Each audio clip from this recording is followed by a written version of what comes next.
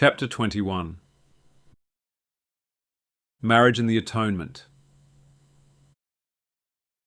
One of the greatest fundamental shifts of understanding we have discovered in the Father of Love movement is how we understand the atonement. At the heart of the atonement is the process by which we are reconciled to God. To summarize, I will quote from the book Atonement. It is in the Old Covenant gaze upon the cross that justice demands to be satisfied.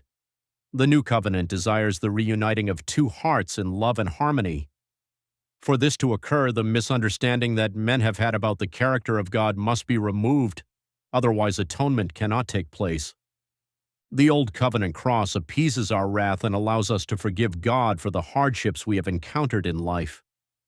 The New Covenant cross grants us access to the sacred chamber of the heart of God and allows us to count the cost of us sinning against Him within a place of safety without condemnation. The fearful picture of the judge in Daniel 7 who scrutinizes our every thought and action is transformed into a picture of the sanctuary that no longer demands blood, allowing the sanctuary to be cleansed in Daniel 8, Atonement, pages 191 and 192. Old Covenant atonement requires punishment, while New Covenant atonement requires patient, loving endurance on the part of God to the point that the sinner realizes how wrong they have been about him. As George Fifield expresses it, An atonement can be made only by God's so revealing His love, in spite of sin and sorrow, that men's hearts will be touched to tenderness, and they, being delivered from Satan's delusions, may see how fully and terribly they have misunderstood the Divine One, and so have done despite to the Spirit of His grace. Thus they may be led, as returning brethren, to come back to the Father's house in blissful unity. George Fifield, God is Love, 1897, page 48. in the marriage between Christ and His church, He is the innocent party and us sinners are the guilty party. How does Christ deal with us? He endures terrible suffering because of our sinful selfishness, day after day, year after year. Those who are willing to see it will see how loving Christ has been to them, and their heart is broken. The cross speaks powerfully to them of how He has loved us in the face of our hatred and cruelty towards Him. All of us are called into this path of being reconciled to those who oppose us both in the church and in difficult marriages. Old covenant marriage requires punishment, banishment, or death for transgression to make an atonement. New covenant marriage invites the innocent party to love their spouse or their church. It invites them to be willing to suffer patiently in the face of rejection and selfishness. It invites us to pray for those who have hurt us and to hang on to hope for a change, even when it looks impossible without the need for punishment.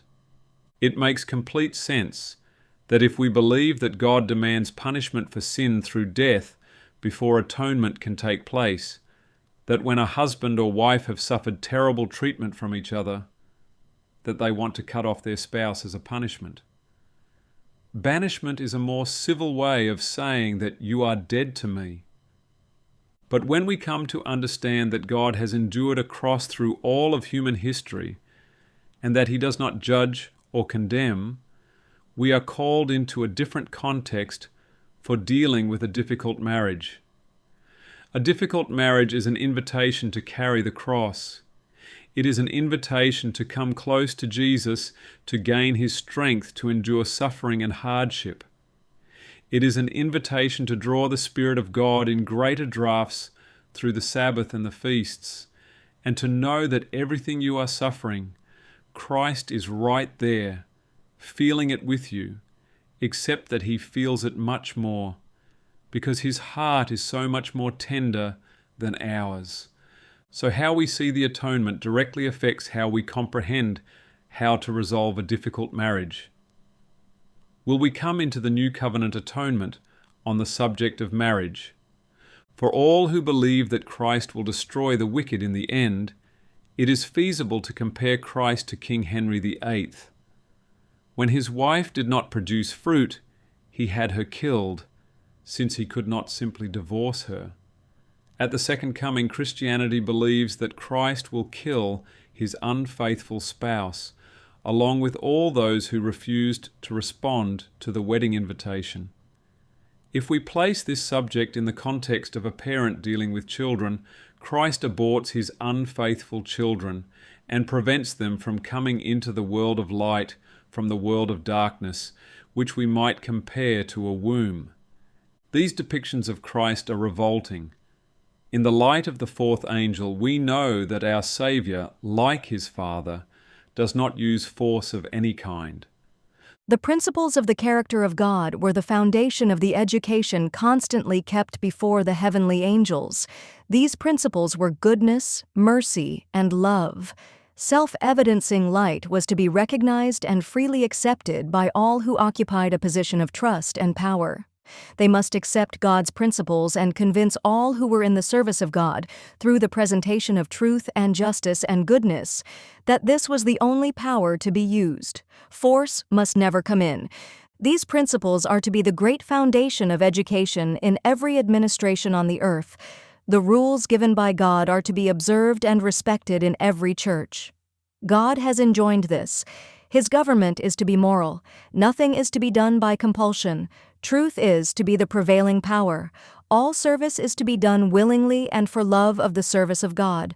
All who are honored with positions of influence are to represent God, for when officiating they act in the place of God. Christ Triumphant, 13.2 and 3. Threatening to kill an unfaithful spouse or abort your children that don't please you is using principles outside of God's character. For those of us who know that God does not cut anyone off, nor uses force, you know that when applied to the subject of marriage, cutting off a spouse to remarry another is not the spirit of Christ, but that of Satan. It is true that an innocent spouse like Christ may be left outside the heart and home of their hardened spouse, but with Christ they stand at the door and patiently knock, seeking entrance again to their beloved. In the same context, Christ is standing outside the door of our hearts, pleading with us to put away the sin of remarriage because it is not part of God's character.